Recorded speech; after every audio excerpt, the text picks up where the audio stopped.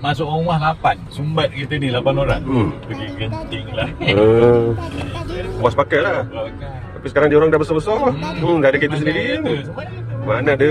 Maknanya jasa kereta ni dah tak berapa berjasa lah sekarang. Tak biasa dah. Saya yang enjin kompon turbo tu pun tak siap lagi. Nampak Nazaria pun aku buat inspection ni. Seatnya, seat dia reput merkah ni standard dah Nazaria. Kalau kiakan ni pun dia okey lagi kan Nazaria. Cat okey lagi lah. Wiper belakang ni karat.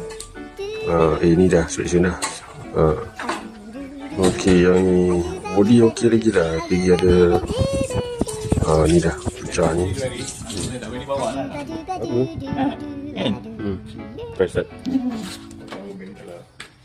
Oh, ini pun dah aerial pun dah patah kan? Dia patah. Yang penting enjin. Kereta ni paling ngeri enjin lah kalau masalah. Body.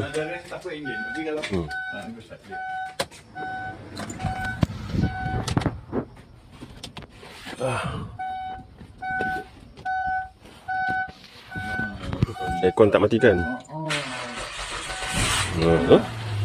Lain kali kena matikan aircon dulu. Baru mati enjin. Senyap enjin tu. Lain kan kau nak pakai ni. Saya yang enjin kompon turbo tu pun tak siap lagi. Jualan sana ambil yang ni. Yang itu tak laku lagi. Itu lagi yang tak siap lagi. Itu pun dah iklankan juga. Ini kan. Beli baru tu kan? Orang lain di sini baru. Beli baru kan? Masa beli berapa? 110? 105. 105? Dia beli 105. Saya buat loan 9, tapi saya 6 tahun saya dah bayar. Saya bayar banyak, 2000 lebih. Sebab habis 6 tahun saya habis hutang lah. Damper elok lagi, damper. Semua okey. Aircon okey aircon Aircon elok. Boleh check. Ke depan belakang semua okey. Dia punya power steering agak berat sikit. Tapi taklah berat mana pun. Mungkin steering rack dah wajib tukar lah.